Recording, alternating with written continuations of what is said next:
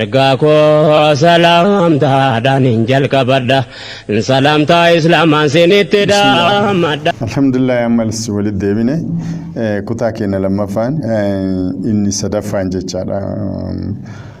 Amaanaa Araba irratti dubbatame jedha macaafa qulqulluu keessatti macaafa Isaayyaas raajichaa boqonnaa 21 lakkoofsa 13 irraa hanga 17tti amaanaa Araba irratti dubbatame jedha. Maal inni amaanaan Araba irratti dubbatame? Waa sadii. Inni tokko amantaa Islaamaati. Inni lammaffaan Quraana. Inni sadaffaan nabiyyichuma kana jecha nabi Muhammad sallallahu alaihi wasallam. Mee akkamitti amaanaan kun dubbatame yoo jenne wanti waa'ee biyya Arabaatiif dubbatame kanatti fufee jira. Yaa imaltuu warra diidaan caakkaa keessa buufattanii achuma bulaa.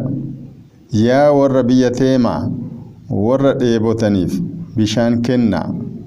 Warra didanii baqatanii dhufanii buddeenaan simadhaa.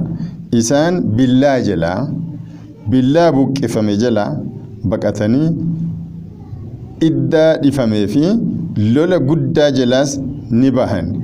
Ammas wanti Waaqayyo anatti hime akka namni qacaramee hojjetu waggaa laakkachuutti si'achi waggaa tokko keessatti ulfinni Qeedarii warra jajjaboo warra xiyyaan waraanan keessaa muraasni ni hafuu kan jedhudha. Waaqayyo gooftaan Israa'elii kana dubbateera. Macaafa Isaayyaas raajicha 21 lakkoofsa 13 irraa hanga 17 jecha. Beektoleen qorannoo geggeessanii raajiin Isaayyaas lakkoofsa 21:13 irraa hanga 17 kun waa'ee lola Badriitiin wal qabsiifamee jira jecha. Lola Badrii jechaan lola guddaa kan yeroo duraatiif jiraachuu dhabuu musliimtota mirkaneessa. Kan warroonni Qeedar jedhaman akkuma kitaaba kana keessa irraa dubbanne Qeedarii fi Teemani ilmaan Ismaa'eeliiti. Qeedar illee ilma Ismaa'eeliiti. Teeman ilma Ismaa'eeliiti. Warri Teemaan jechaan warra Madiinaati. Warri Qeedar jechaan warra Makkaati jecha. Warri Makkaa irraa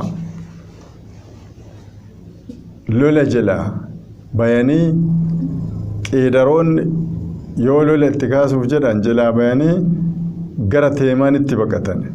Warra Teemaanitti amma amaanaa itti kennametu jira jecha. Amaanaan itti kenname maali? Warra Madiinaa kanatti bishaaniif midhaan qabadhaati warra lola jalaa dheessee dhufeerutu jira simadhaa jedhee Rabbiin dursee lafa kaa'e.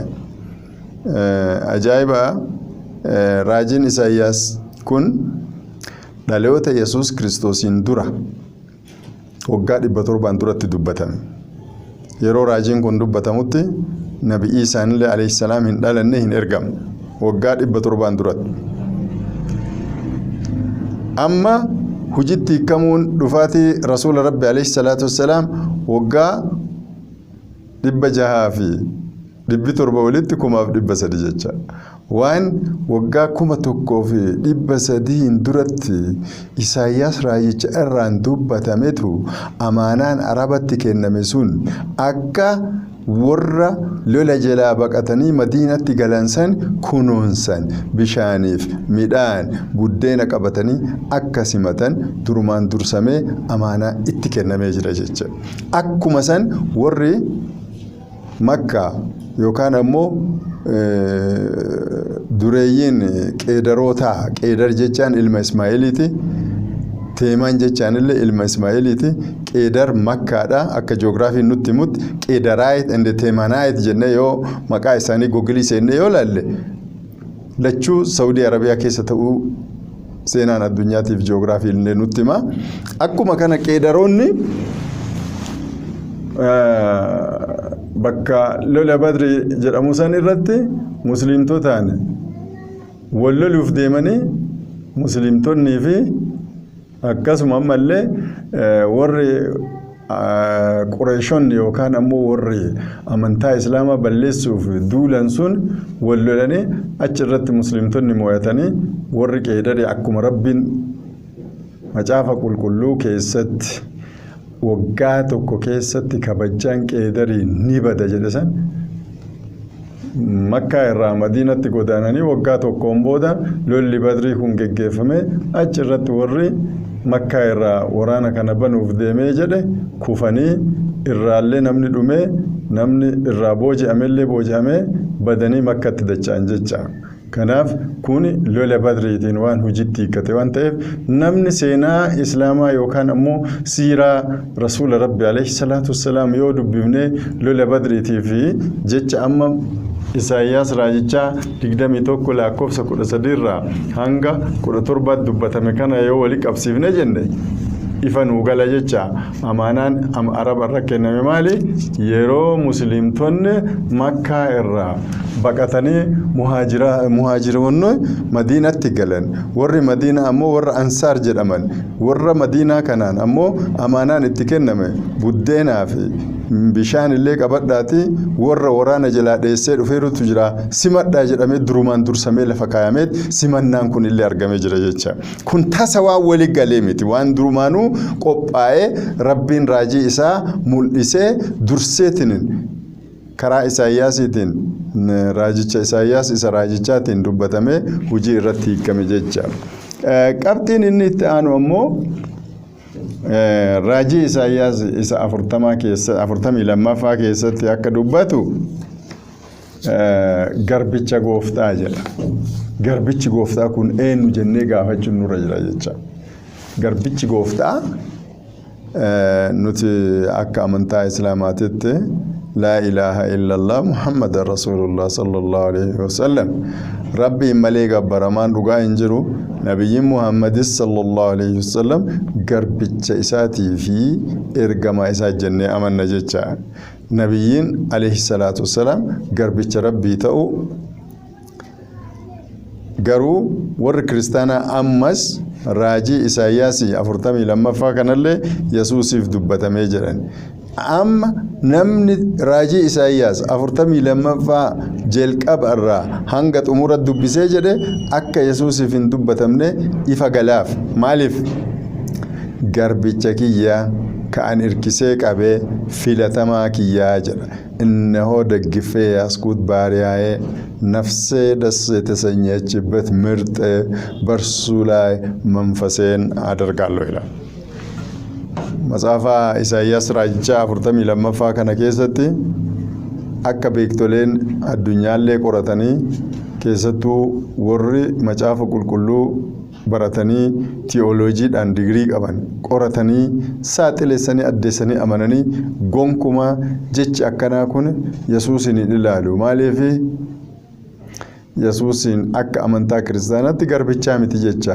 garbicha gooftaa jedhama mata dureen isaallee garbichi gooftaa eenyu garbichi gooftaa nabiyyicha kana nabiyyichi kun garbicha gooftaa jedhamee fudhatamee jira achuma keessatti hima tokko keessatti yookaan ammoo jecha sentensii tokko paaragraafii duraa keessatti maqaan nabiyyi rabbii sallallahu alayhi wasallam sadiitu achi keessatti dubbatamee jira garbicha kiyya ka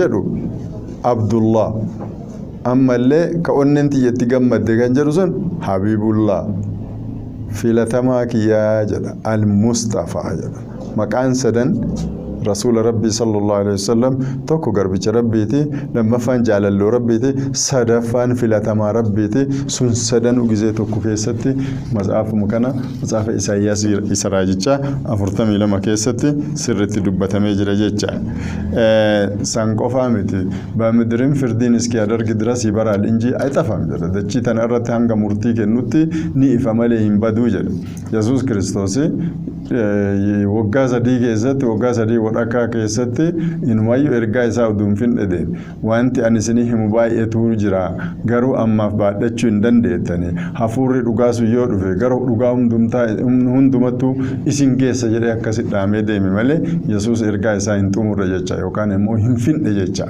Kanaaf warra Ahzaabiitiifis burtii ni baasaa jedha. Ahzaabiif ammoo Yesuusin ergamne jedheera wangeela Maatewos sagantaa keenya gaaf duraa irratti arginee jirra. Wangeela Maatewos 15:24 irratti Israa'eliif malee hin ergamne waan jedhuuf Yesuus ammoo Ahzaabiif hin ergamne jecha. La Ahzaabiin firdiin haawwataa jedha. Murtii ni kenna jedha Ahzaabiif illee. Inni ammoo Yesuus gara mana Ahzaabiitu hin gorina magaalaa Saamiraayaan illee hin seenina warra akka walaa mana Israa'eliitti badee malee goraa jedhe dubbatee jira jecha. San qofaa miti waa'ee nabiyyicha kana kabajamoo nabiyyi Muhammad sallallahu alaihi wasallam akka itti dubbatame waan ajaa'ibaati. Diina isaa irratti illee ni jabaataa jira. Diina irra jabaachuun akka amantaa kiristaanaatti hin danda'amu mire maaliif Yesuus alayhi salaam yookaan nabi Iisaan alayhi salaam hin waraannellee hin lollellee nabiyyichi kun garuu garbichi gooftaa kun diina isaa irratti ni jabaataa jira. Diina irra jabaachuun kun ammoo baxalaatochum ላይ ይበረታል jira. Diina irra jabaachuun kun ka warri kiristaanaa amantii islaamaa jihaadaaf balaaleffatan macaafni isaanii diina irra jabaachuu kana appreciate godhe recognize godhe lafa kaa'ee jira jecha. Kanaafuu nabiyyichi diina isaa irratti jabaate nabi Muhammad ka caalu hin jiru.